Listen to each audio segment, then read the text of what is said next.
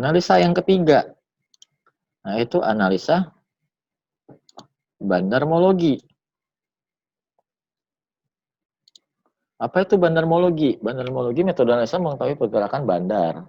Sangat populer digunakan bursa saham karena buka informasi broker summary. Bandarmologi sangat erat kaitannya dengan Dow Theory, market bergerak dalam 3 tren. Tadi saya sudah jelaskan kan, akumulasi, public participation, distribusi. Ini ya udah tahu 4, ini ya price kemana, volume, pattern, and time-nya kemana. Terus kita belajar bandarmologi. Wih, bandarnya akumulasi apa kan makin tambah pede kita kan. Wah, ini pun kalaupun turun paling diangkut sama bandarnya kayak gitu. Bandarnya beli lagi kayak gitu. Udah makin pede kita beli. Nah, jujur Bapak-bapak, Ibu-ibu, saya ini bandarmologi aja belajar sama Pak Frans dari grup. Jadi kalau mau nanya lebih lengkap tentang bandarmologi, saya kagak tahu. Pertama, siapa itu bandar? Bandar terbesar, bandar rajanya dari segala bandar adalah emitennya sendiri. Bandar dari segala bandar adalah emitennya sendiri. Kenapa saya bilang bandar dari segala bandar emitennya sendiri?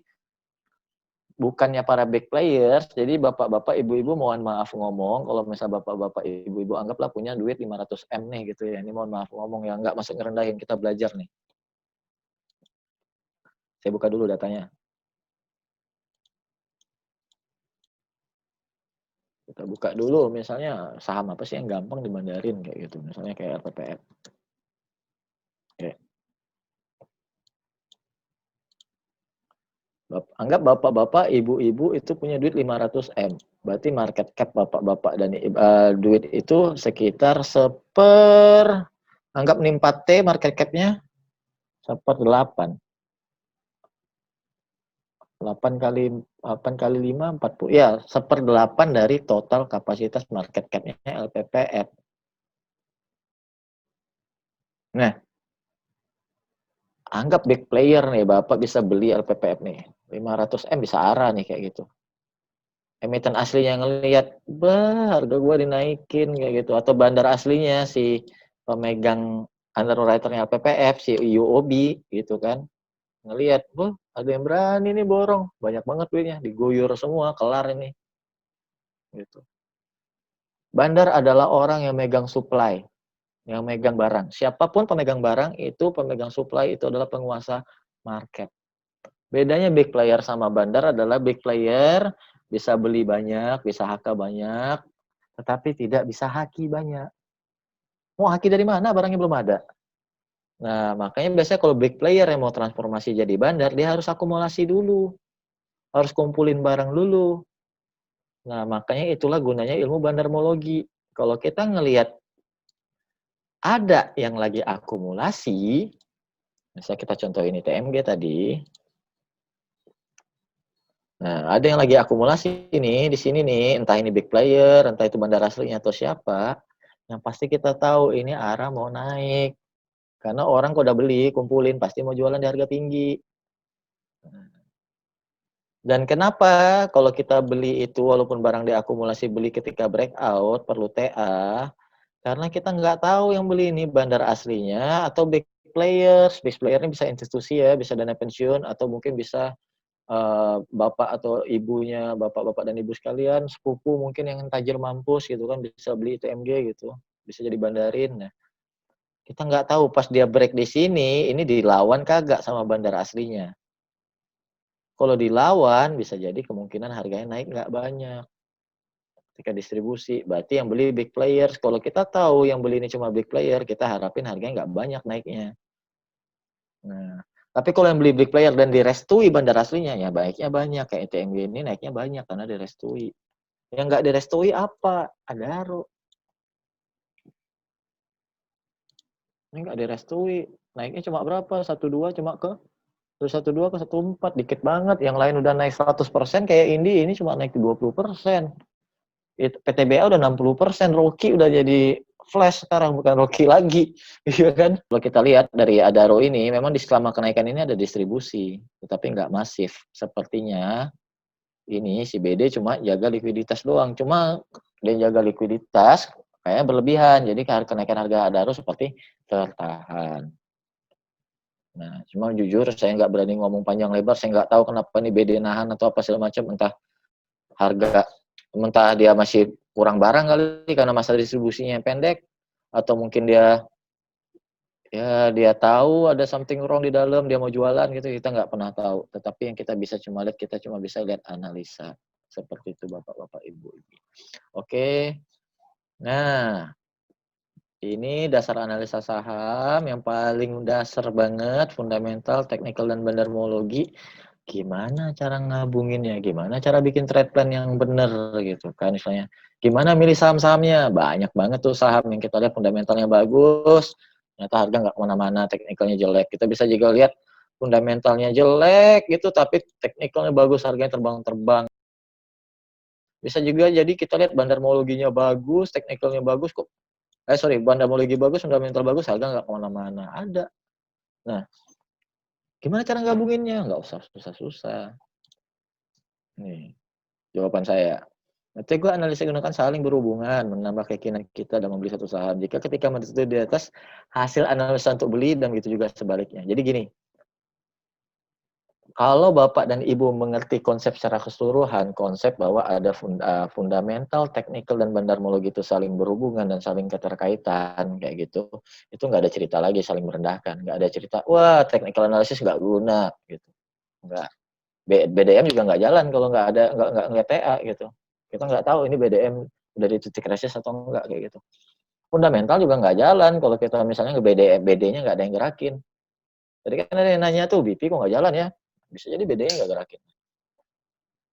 Teknikal juga kalau misalnya dilawan terus sama fundamental jelek, naiknya nggak banyak. Nah, adalah satu orang yang kurang kerjaan nih, selain si Bulkowski tadi ya, Bulkowski, Encyclopedia of Chart Pattern ini, Bulkowski ini orang kurang kerjaan, baca chart sampai puluhan ribu chart. Ada orang kurang kerjaan lagi, namanya William O'Neill. Bukunya How to Make Money in Stock, bukunya ada, bentar lagi di-share. Oke. Menurutkan metode Ken Slim. Sebagai metode analisa menggabungkan 3 konsep di atas universitas untuk mencari saham-saham pemenang. Nah, dia udah baca puluhan ribu perusahaan, dia dapat kesimpulan bahwa perusahaan pemenang yang harga sahamnya naik terus itu, dia bikin konsep namanya Ken Slim. C, current quarter earning growth. Kalau baca lebih lanjut, selama 3 kuartal berturut-turut pendapatannya naik. A, annual quarter earning growth. Selama 3 tahun berturut-turut pendapatannya naik terus. N, dia ada produk baru, ada manajemen baru, dan tembus harga lebih tinggi. Oke. Terus supply and demand, lebih banyak demand daripada supply. Sahamnya merupakan saham leader. Kita harus lihat nih saham leader atau laggard. Apa itu leader laggard? Nanti saya jelasin. Pilihlah saham leader. Pilihlah yang ada dukungan institusi alias BD. Dan lihat arahnya lagi ke atas atau ke bawah. Ini konsepnya. Kinerja perusahaan sebelumnya, ada rencana perusahaan ke depan, aktivitas bursa harian mingguan. Ini pakai fundamental, CAN ya, ini pakai fundamental, SL pakai technical, IM pakai BDM. Kalau nemu perusahaan yang benar-benar sesuai kaidah Ken Slim ini buy and hold sampai tua. Atau kalau kata bukunya sampai terjadi perubahan fundamental. Nah, perusahaan apa sih yang CAN, SLIM ini? Sayangnya saya udah nggak punya gitu. BRI Syariah. Satu. Itu contoh. BRI Syariah. Bukan suruh beli sekarang ya, harganya lagi tinggi nih gitu. Cuma boleh dipertimbangkan gitu.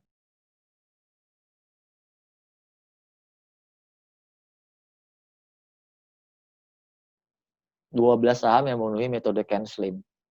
Dan alhamdulillah 12-12-nya masih terbang sih, masih sesuai metode Ken Slim sih.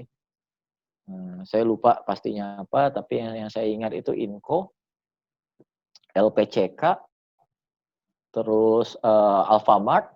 Saya lupa, nanti saya kasih lagi 12 itu. Udah saya analisa, insya Allah sesuai metode Ken Slim sampai detik ini. Nah, kalau kita beli saham yang kayak gini, itu harganya naik terus. Nah, silahkan lihat bagaimana Inco. Ayo, udah lama juga nih nggak beli Inco.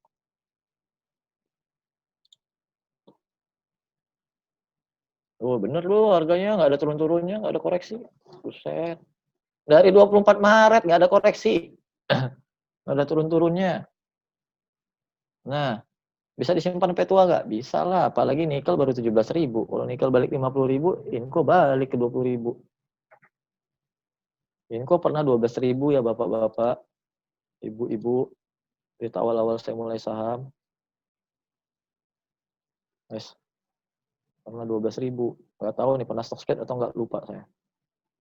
Seperti itu. Carilah saham-saham berdasarkan metode Ken Slim ini. Kalau untuk kita pakai tiga-tiganya, kita mau sesuai fundamental, sesuai technical, sesuai BDM. Buku ini, buku Ken Slim saya bagiin, silahkan baca. Nih, buku William O'Neill akan saya bagiin. Habis training, ada bukunya. Bukan baca sekarang. Oke. Nah, balik lagi, Pak, kalau pakai metode Ken Slim mau kapan jualnya, kapan belinya? Saya trader harian gitu. Nggak ngebul dapur.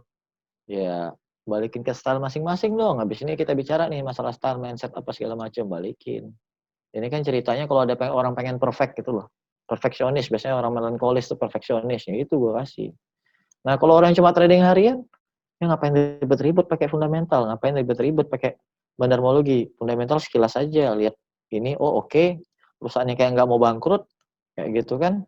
BDM-nya lihat ya, BDM sekilas lah, berapa seminggu terakhir akumulasi atau distribusi, nggak perlu ngelihat BDM secara utuh. Wah, ini lagi fase bawah, fase atas, nggak perlu, lihat yang simpel-simpel aja. Bukannya melanggar kaidah BDM nih, kagak. Ini saya cuma nyampein cara saya. Nah, nggak perlu lah lihat ini. Oh, ini akumulasi, ini public participation. Oh, sekarang bisa jadi distribusi. Nggak perlu, kita cuma lihat aja ini distribusi atau kagak. Misalnya ini akumulasi, oh ini pattern, ini konsolidasi. Yaudah, pas dia break atas, beli. Pakai TA aja. Dan sesuaikan risk and reward-nya. Kayak ETMG nih. Ini udah masuk incaran sih ini. ETMG. Bentar. Kalau trade plan saya pribadi, simple.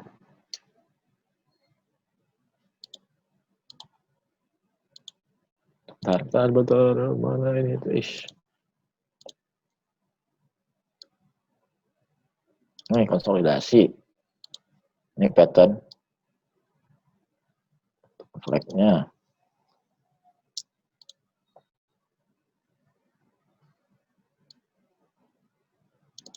Udah. Kalau ITMG jebol 1550 dengan volume yang mungkin masih, bentar, berapa lama lagi ya? Oh, baru 2 minggu konsolnya. Berarti sekitar 2-3 minggu lagi lah. Udah masuk whitelist. Jebol nih. Ini saya beli. Targetnya ke sini. Ke 22.000. Dan sesuai juga sama target area distribusi yang saya perkirakan di awal. Saya beli. Stop loss-nya di mana? Saya pasang stop loss. Karena saya buy ketika dia break ini, saya pasang stop loss di bawah ini. Nah, risk-nya ke 15.100. Reward-nya ke 22.000. Anggap saya beli di sini nih, di 16.000.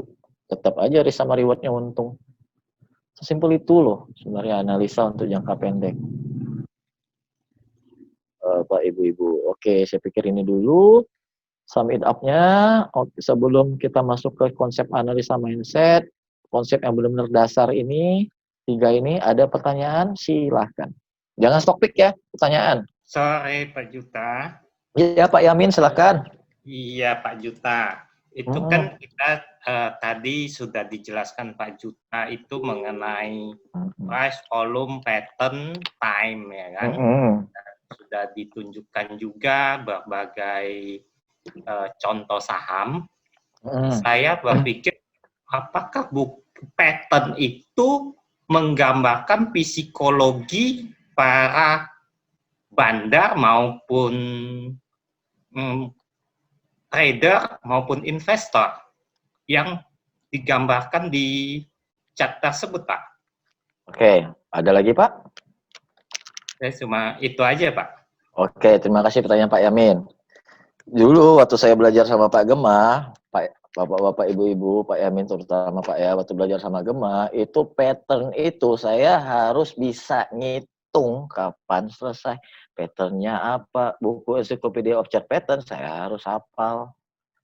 Nah, bahkan ada tambahan pattern lagi yang akan saya share, itu harmonic pattern. Nanti ada saya kasih harmonic pattern, itu perlu tambahan aja. Nah, kalau kata Pak Gemas,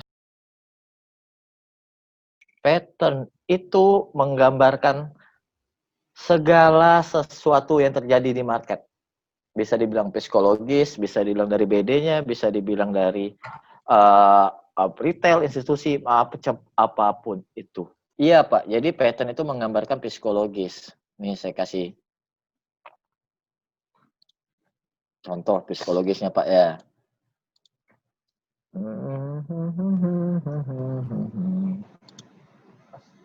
Sorry, Antam.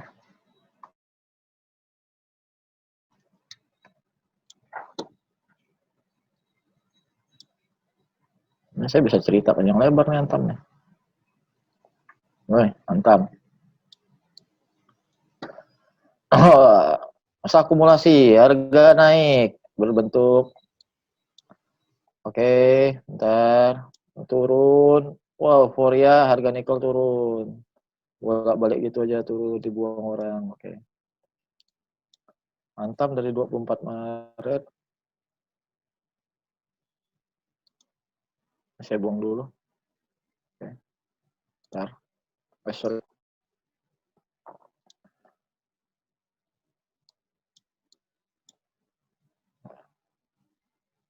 Kalau nggak bisa dongeng di pattern, berarti patternnya nggak bener. Oh, kasarnya kayak gitu. Tapi nggak harus bisa dongeng juga kan. Nah, kondisinya ketika Januari, Oktober, November 2019 kita tahu harga nikel nggak kemana-mana, malah makin turun, permintaan turun, kinerja Antam juga biasa aja gitu kan. Dan tiba-tiba corona, orang pada panik apa semua. Nah, tiba-tiba selesai corona, orang baru sadar Antam udah kemurahan, diangkat lagi. Tapi oh kayaknya corona belum selesai nih. Orang ragu. Wah, harga emas naik. Wah, kayaknya kinerja Antam naik nih, apa segala macam. Harga nikel juga melonjak naik, ikut. Mau break lagi, wah sebelumnya aja saya aja jual di sini, di 920 gitu kan. Saya beli di sini nih, di 900-an gini. Break corona lama saya nunggu nih, balik modal, jual dulu lah. Jadi di sini orang jual dulu. Orang yang beli di sini nih, yang udah balik modal, yang udah beli di sini jualan dulu. Wah, harga turun sebentar. Wah, meledak isu baterai apa segala macam, Tesla dan kawan-kawannya tembus, tuh naik. Konsolidasi lagi, bener nggak sih ini Pak LBP bawa si Tesla jadi kagak? Bener nggak pabrik baterainya? Terus mulai muncul di Stockbit apa segala macam semua. Wah masih 3 tahun lagi, belum jelas, belum tahu tuh labanya gimana, kinerjanya gimana. Wah tiba-tiba harga terbang lagi. Nah dari sini baru kita tahu, wah Presiden Jokowi langsung yang nelfon Elon Musk gitu kan. Kalah tuh Pak RI 1,5, Pak LBP sama RI 1 gitu kan, terbang lagi harganya. Nah, nanti di sini nih beritanya pasti sama lagi nih. Wah, Elon Musk belum tentu menunda tim apa segala macam, mengirimkan apa semua. Mungkin masih dihitung dulu biaya-biayanya apakah lebih murah apa tidak di Indonesia. Seperti itu psikologisnya. Paham Pak Yamin? Oke. Oke, terima kasih Pak Juta, cukup Terima jelas. kasih. Ada yang lain? Pak Rizky Setiawan, silakan Pak Rizky.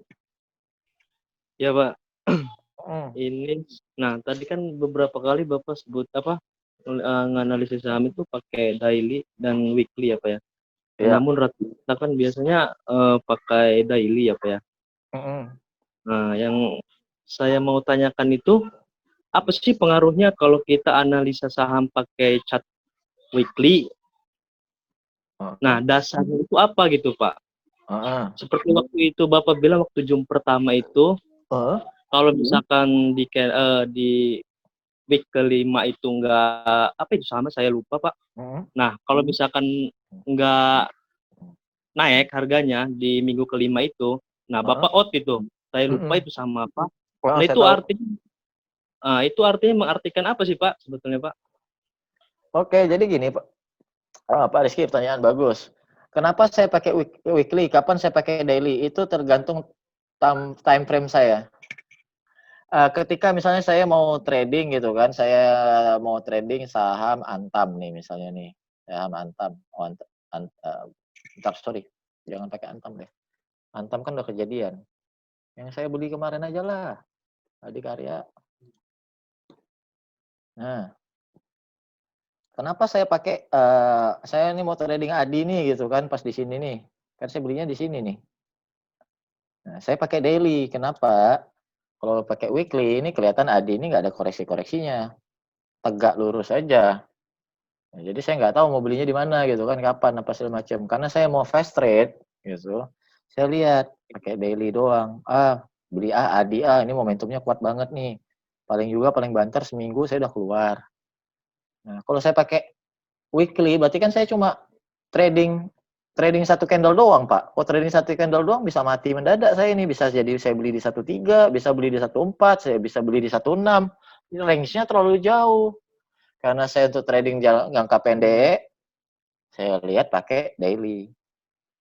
Nah, tetapi untuk yang tren jangka panjang yang saya tahu ini mungkin perlu waktu agak panjang, swing-nya agak lama, itu saya pakai weekly.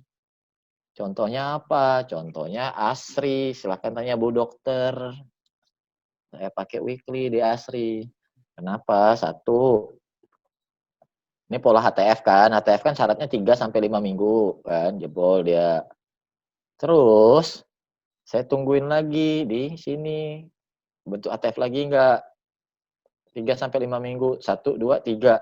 Saya hitung, oh bener naik. Kenapa saya pakai weekly? Karena saya juga udah bilang kan, saya state di grup kan.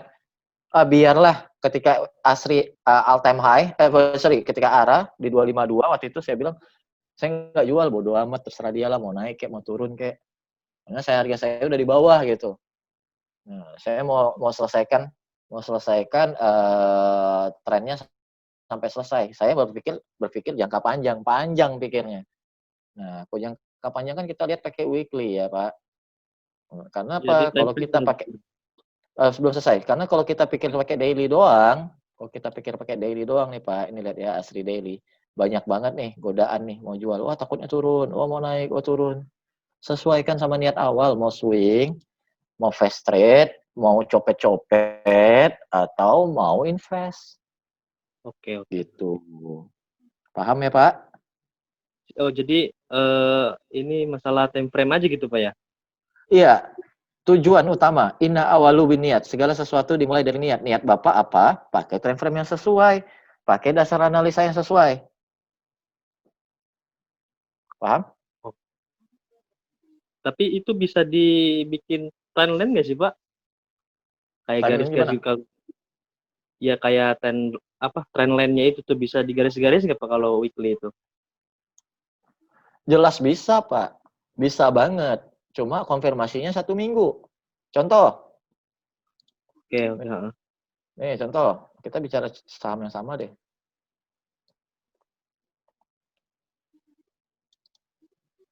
Nih. Kalau kita lihat di sini, pas harga break ini nih, pas di minggu habis ini 252, ini kan high-nya, 254, minggu depannya dia 252 high-nya. Ini kan break nih, break down trend line ya kan, wah mau uptrend nih gitu, betul nggak? Kita nunggu konfirmasi, tunggu Pak, nunggunya. Iya. Nah ternyata minggu depannya udah balik ke bawah lagi. Berarti belum saatnya nambah, tunggu seminggu lagi baru beli. Nah kalau bagi saya yang misalnya ini kebetulan ASRI saham invest Pak ya, saham jangka panjang ya. Kalau misalnya saham jangka pendek, udah kelamaan, udah kehilangan momentum saya. Makanya saya pakainya daily kalau untuk jangka pendek. Nah, balik lagi trendline-nya. Bisa nggak dipakai trendline-nya di weekly? Ya bisa. Tinggal tarik aja. Konsepnya sama.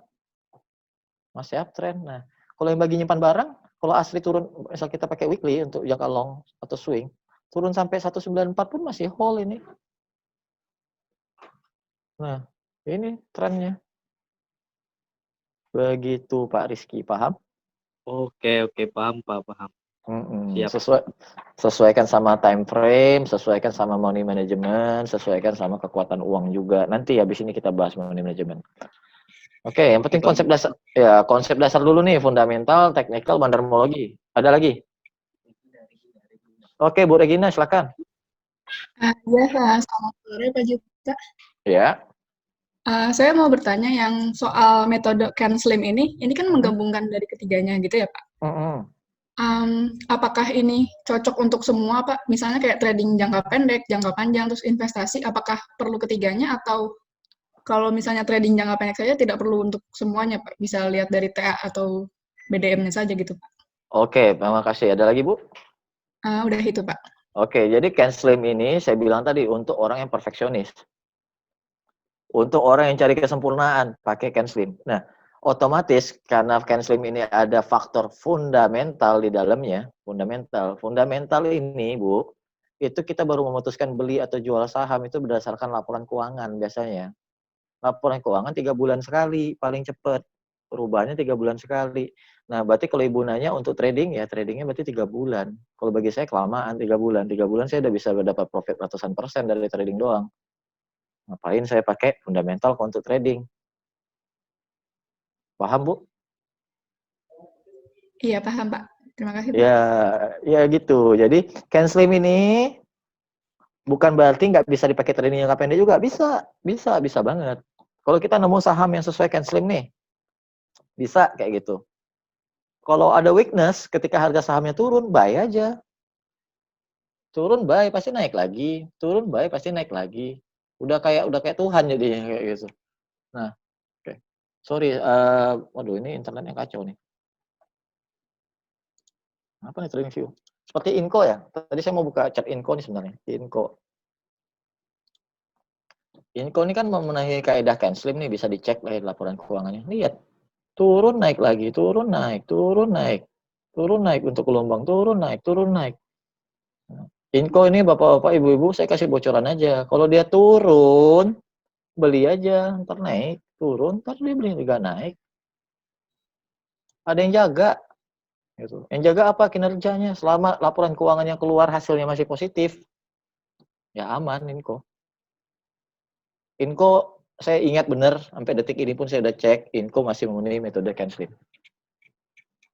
Seperti itu, Ibu. Bisa aja kalau mau aman, tapi karena ini bukan saham trading ya, kalau Inco ya, kalau tradingnya agak lemot deh ini, tapi kalau untuk yang modal besar haruslah masuk Inco kan, dia pergerakannya aman ya. Nah, boleh untuk Inco. Kalau saya sih jarang trading di Inco karena lemot. Dapat 2% aja syukur kayak gitu. Tapi kalau dia lagi laju sih bisa 10% sih, sebentar aja nih 10%. Itu Inco. Oke, ada pertanyaan lain? Pak Adi Mahardika, silakan. Misalnya untuk daily trade nih Pak, cara rata-rata volatilitas dalam sehari itu gimana ya Pak? Oke, cara untuk ngecek saham dalam satu hari pas daily trade gitu. Oh iya, metode screening ya Pak ya, metode screening untuk intraday, iya di kelas berikutnya nanti. Ada Pak cara-caranya, tetapi kalau untuk sekarang ini kita bicara bahas dasar dulu Pak. Mohon maaf, banyak teman-teman yang pemula yang istilahnya untuk narik garis aja masih nggak ngerti, apalagi mau lihat running trade. Saya yakin banyak banget dari di sini yang trading pakai HP. Trading pakai HP itu hampir nggak mungkin lah ngelihat running trade. Karena biasanya nge-lag, biasanya apa running trade. Kalau mau serius trading, nah kalau saya sih biasanya kayak gini Pak. Oke, saya buka bocoran dikit deh. Kalau saya lihat tiba-tiba di running trade ini rame nih, tiba-tiba misalnya nggak pernah ada muncul nih, tiba-tiba Gia. Saya lihat di Gia di sini. Gia. Berapa low-nya? Harga sekarang berapa? Saya langsung buka chat Gia. Gia. Tek. Pertama diam nih kan rame, tiba-tiba oh iya, break new high nih gitu. Break new high. Saya beli. Wah, saya masih hold. Dia turun, bikin low di sini, turun, dia masih hold nih. Break new low, saya jual di sini. Berarti saya beli di kisaran berapa nih? 440, saya jual di 462. Saya lihat itu aja, Pak. Otomatis yang running trade pertama sepi, tiba-tiba rame, otomatis ininya gede. Volumenya tiba-tiba jadi gede. Ketika volume jadi gede, saya masuk. Nah, untuk tahu saham ini mana nih yang volume spike, mana yang volumenya meningkat, apa segala macam, itu saya dibantu oleh channel di Telegram, yaitu channel Investologi.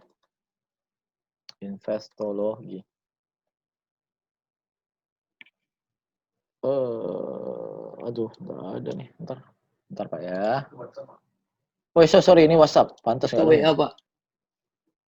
Iya, makanya. Pantas nggak nemu. Nih, investologi.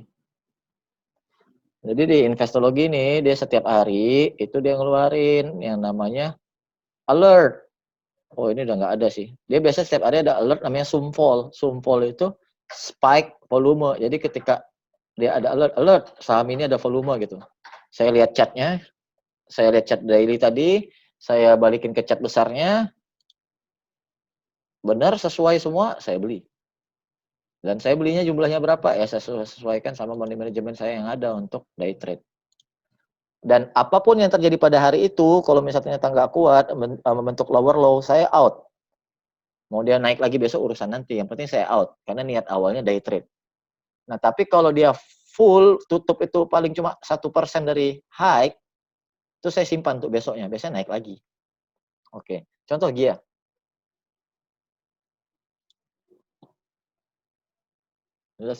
Kita udah sempat CIH ya di GIA ya kemarin. Nah, GIA.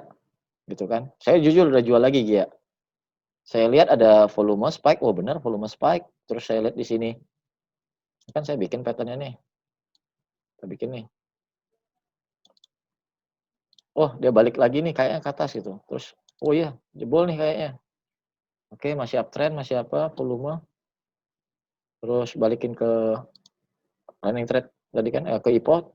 Oke. Pas dia break di sini ya udah buy nih, buy. Ikutin. Ya udah balikin lagi Pak. Ternyata pas dia break ini saya langsung jual, enggak ada urusan. Saya jual break 460.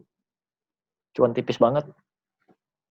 Nah, kenapa nggak jual di atas saja Pak? Apa segala macam? Nah, saya punya trading plan sendiri. Trading plan saya kalau intraday adalah lower low saya out. Selama belum ada lower low saya masih hold di intraday.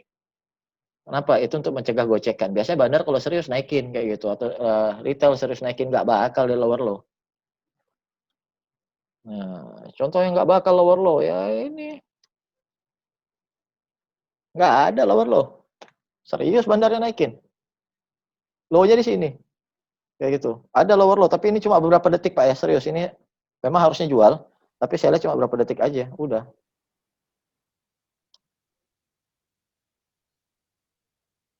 PSKT di titik penentuan. Seperti itu. Ada lagi pertanyaan Pak? Pak, itu kan ada, tadi kan saya lihat Bapak yang analisa volume dan harga. Kalau harga itu kan gampang kan kita tarik garis mendatar terus langsung kelihatan breakout-nya kan. Kalau volume agak beda atau sama Pak? Sama Pak. Sama Pak. Ini volume nih Pak. Volume itu Pak. Kita bisa kasih moving average pada volumenya. Oh. Bisa Pak. Ini moving average 5 hari pada volume. Nah, GIA itu kalau mau break, dia harus volumenya segini, 734. Kemarin kurang volumenya. Merintasi MA-nya Pak ya? Iya, tinggal dikasih MA. Nah, kalau Bapak nggak mau ribet, bisa aja buang ini. Bisa buang ya, buang. Kalau saya di sini Pak. Charting. GIA. Nah, saya pakai simpel-simpel aja. Saya ambil mana nih high-nya volume sebelumnya. Misal di sini high-nya segini, saya kasih garis nih kan. Garis putih nih. Volume di atas garis putih beli. Udah cukup volumenya. Nggak usah pakai ribet. Pakai simpel-simpel aja, Pak. Tapi kalau misalnya gitu. Volume yang 2-3 candle sesudahnya kan tinggi sekali itu kan, Pak. Nah, itu habis itu kan nggak ada volume setinggi itu lagi. Berarti lain kali kita tinggal cari lagi gitu, Pak ya? Iya, betul Pak. Jadi kita entry pakai volume, kita keluar belum tentu pakai volume. Kita keluar belum bisa jadi kena lower low, bisa jadi break downtrend line, kayak gitu kan Pak, seperti yang jelasin di awal kan? Oh iya Pak, baik Pak. Terima kasih Pak. Sama-sama. Oke, volume ini konfirmasi pattern. Pattern berakhir atau pattern break itu pakai volume. Kita masuk pakai volume ketika break pattern. Tapi keluarnya belum tentu. Pak Aswin, silakan. Pak Muhammad Aswin. Oh iya, Junta. Selamat sore, Pak. Selamat sore, gimana Pak? Saya mau sedikit tanya saja, Pak. Ini kan banyak metode Bapak pakai. Ini beberapa kali ya kita juga ngalami market crash gitu ya. Yang kita nggak tahu kapan market crash atau lagi IHSG-nya lagi bearish gitu. mungkin kalau IHSG lagi bullish, itu ya agak gampang lah kita meskipun salah-salah saham pun pasti akan keangkat. Tapi permasalahan waktu yang menjadi masalah itu waktu market unusual gitu loh. Jadi marketnya ini nggak naik, bearish. Nah, itu gimana Pak? Metode tradingnya bagaimana kalau untuk yang posisi market bearish gitu? Terima kasih Pak. Oke, terima kasih Pak. Nah, kalau untuk posisi market bearish, saya completely out of market. Simple. Saya hampir nggak pernah trading di ketika market bearish. Boleh tanya ke Pak Avel bulan September kemarin ya, ketika loss lumayan, saya ngilang dari market itu Pak 2 mingguan. Lihat deh chat saya di grup, ada nggak saya chat itu di grup. Sampai awal Oktober baru saya masuk lagi. Ngapain trading di market lagi bearish? Nah, walaupun kita jago analisa apa segala macam, potensi kegoceknya lebih gede. Mending saya sama anak istri daripada saya trading. Saya sih orangnya simpel Pak, jujur saya orangnya simpel, saya nggak mau ribet-ribet itu kalau pertanyaan saya. Nah, tetapi kalau market sideways itu enak cari duit. Lebih enak cari duit di market sideways daripada di market bullish sebenarnya Pak, jujur. Kalau di market bullish kayak sekarang kita aja bingung mau beli saham apa. Saham udah naik tinggi semua, rewardnya udah gede semua. Kalau di market sideways, market bolak-balik mah enak. Hidupin Bollinger Band kelar. Saham di bawah Bollinger Band atau saham break support pasti false break. Break break resist, jual aja udah pasti gak jebol, balik lagi ke bawah. Gitu-gitu aja. Nah, kalau pertanyaannya gimana market bearish? Saya out. Nah, tapi bagaimana kalau misalnya sekarang ini market bullish, tapi kan kadang ada semi-semi crash atau goyangan-goyangan apa segala macam tuh Pak. Kayak kemarin tuh ya hari Kamis ya. Hari Kamis itu saya lihat saham yang saya pegang itu saya lihat VWAP-nya. Ketika harga turun di bawah VWAP, mantul nggak dari PWAP? Misalnya nggak mantul di PWAP, saya kasih waktu jeda. Balik lagi nggak? Kalau nggak balik, saya out. Saya cut loss atau saya take profit. Nah, dan saya disiplin sama metode saya. Masalah dia mau naik lagi, ya udah berarti bukan rezeki saya. Kayak SSMS tuh Pak, itu selisih 10 menit aja Pak. Saya jual, serius selisih 10 menit, habis itu terbang. Pak Avel ketawa, Pak Erwin ketawa, habis itu di grup bilang, Pak SMS-nya terbang tuh, iya, saya buset, SMS saya terbang gitu. Ya bodo amat, berarti bukan rezeki saya, udah sesuai sama trade plan saya, kayak gitu Pak. Oke, kesimpulannya adalah, kalau market bearish, saya nggak masuk market. Kalau market bullish terus ternyata turun mendadak kayak gitu, saya lihat VWAP ini ya, average price. Kalau turun di bawah VWAP jauh dan nggak mantul lagi, saya cut loss ketika close market. Kayak gitu. Udah sesimpel itu aja Pak. Terima kasih. Ada lagi Pak Stephen? Pak, VWAP ini ada indikator atau mesti ngitung sendiri Pak sekarang ini? VWAP di sini Pak, di sekuritas nih Pak. Ada Pak. Di mana Pak? Ini AV. Oh. Nih. Oh. PPR 149. Bentar. Nah. Isat mau naik lagi nih. Kemarin mantul dia dari VWAP-nya. Sekarang harga di atas VWAP. Mungkin goceng lagi. Mungkin ya. Saya nggak rekom ini. Saya belum lihat yang lain-lain. Garuda, ya balik lagi dia. Mondar-mandir ke bawah. Nah, jadi begitu Pak Stephen. Iya, baik Pak. Paham ya? Itu trading plan saya. Nggak harus diikutin. Tetapi kalau Bapak mau yang benar-benar aman, pakai 2 teori tadi kan. Market close kan, benar nggak? Dari bawah trend line belum pas market close. Kalau belum ya hold aja, walaupun goncangan biasa. Kalau market bearish out. Itu aja Pak Stephen. VWAP ini berarti kita pada akhir hari dong Pak ya, jaganya atau di tengah hari? Ya, kalau untuk intraday harus hari-hari.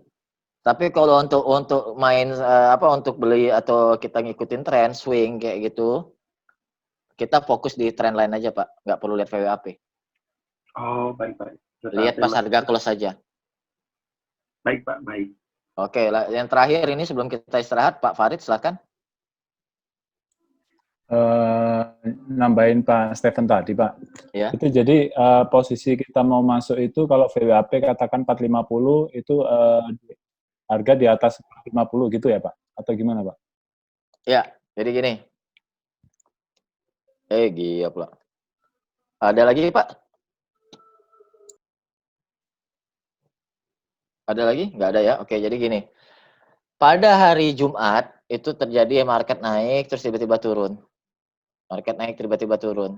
Harga GIA ini dari 478 turun terus. Kalau misalnya ada barang nih, kita perhatikan ketika dia di 464, 462, ada pantulan ke atas nggak? Ada nggak yang makan kanan? Ada yang HK nggak di sininya? Kita lihat. Ternyata di 464 banyak nih HIK. Sampai 94.000, yang HK cuma 15.000. 462 mulai ada perlawanan, tapi ternyata harga masih turun. Masih turun. Saya nggak tahu ya ada perlawanan atau enggak, ini kan dari pagi juga nih total gabungan. Tapi kalau daily trade bisa kelihatan tuh. Nah, terus sampai ke 45, sorry. Sampai ke mana ya? Nah, sampai turun terus kayak gini kan. Sementara kan ini market merah nih jam 2 nih. Market masih merah nih. Balik gak dia? Nggak ada balik. Ya udah, keluar, out gitu. Nah, itu untuk mengenai masalah apa tadi? Penambahan VWAP ketika market turun sampai berapa dia naik lagi gitu kan. Nah, seperti itu, Pak. Jadi kalau dia nggak mantul di VWAP-nya ini, saya nggak mau masuk, saya nggak mau beli.